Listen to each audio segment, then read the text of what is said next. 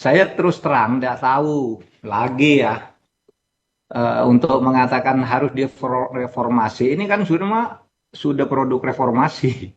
Mana-mana selalu terjadi korupsi, terutama kalau menyangkut kasus yang korupsi. Jadi korupsi itu menimbulkan korupsi baru justru di pengadilan. Jadi oleh sebab itu saya terus terang tidak tahu lagi ya, untuk mengatakan harus direformasi. Ini kan sudah produk reformasi. Hmm. Jadi di awal reformasi itu kita menjadikan hakim itu sebagai apa, institusi yang independen, dilepaskan dari pemerintah, disatukan ke Mahkamah Agung dalam satu atap. Itu kan maksudnya dalam rangka reformasi. Lalu dibentuk komisi yudisial untuk ngawasi hakim semula. Kemudian ditujukan malah ke hakim-hakim agung saja gitu, dibatasi. Dan beberapa waktu terakhir ini lalu yaitu kasus demi kasus bermunculan dan itu semakin sangat mengerikan karena permainannya itu melibatkan bukan hanya lagi perseorangan oknum yang diam-diam, tapi kalau melihat kasus terakhir ini kan sudah melibatkan banyak orang di sebuah instansi.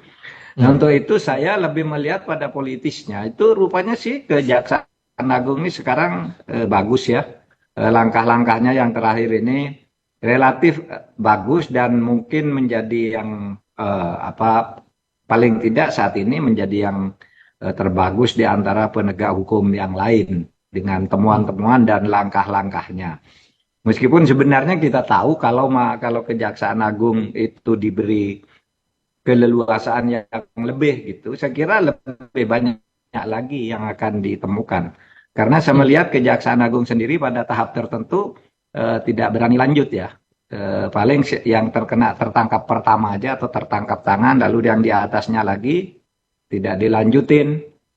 Ah, Itu banyak hal yang terjadi seperti itu. Misalnya Pertamina itu kemana itu iya. sekarang kasusnya. Kemudian kasus apa itu, pagar laut itu sudah Hmm. saling lempar Hmm. kejaksaan dan polisi, apakah ini korupsi atau bukan gitu. Kata Baik. polisi tidak ada korupsi di pagar laut itu karena tidak ada kerugian negara. Padahal korupsi itu tidak harus merugikan negara. Yang banyak dihukum tuh korupsi itu justru yang tidak merugikan negara. Oke. Misalnya ketua MK itu kan tidak merugikan negara, dia nerima uang dari masyarakat. Kemudian ada hakim, kalau tidak salah siapa yang dari Semarang, tuh, hakim agung yang baru ditangkap, tidak ada Hmm. merugikan negara. Ah, Pada umumnya kasus-kasus itu kan tidak tidak langsung orang nyuap ke hakim ya. Pasti melalui orang lain. Kalau di pengadilan yang aktif itu di berbagai tempat kan itu melalui paniteranya. Yang dulu di Sumatera Utara, di Surabaya, yang sekarang lagi, yang dulu selalu melalui panitera karena pintu pertama untuk sebuah kasus itu panitera.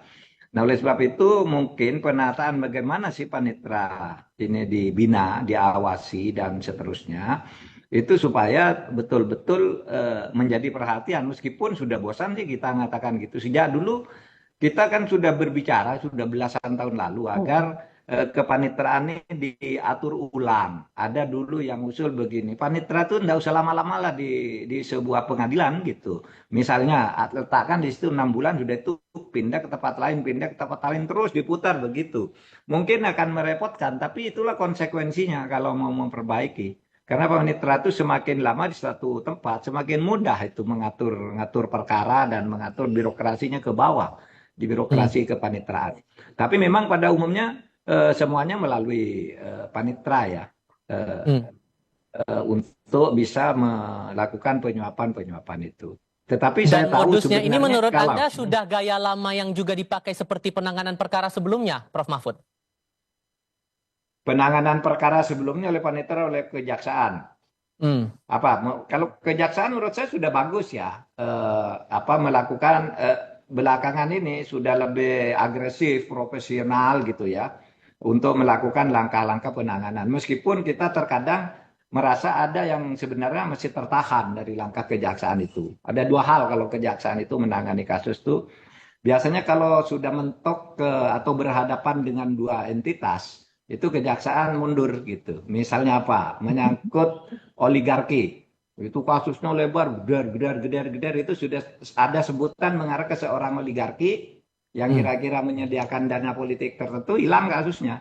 Sama tuh kasus Pertamina sekarang, coba siapa yang dulu digembar-gemborkan katanya orang atas yang hebat, kasus pagar laut dan sebagainya.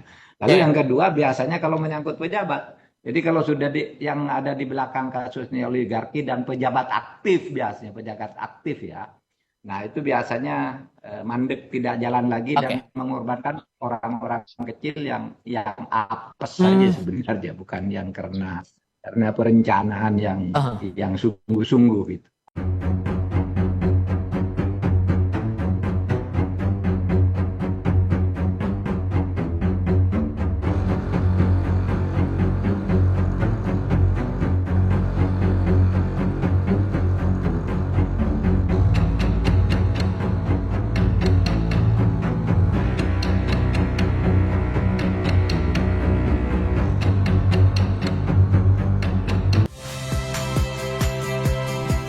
Rizka Clarissa. Saksikan program-program Kompas TV melalui siaran digital, pay TV, dan media streaming lainnya. Kompas TV, independen, terpercaya.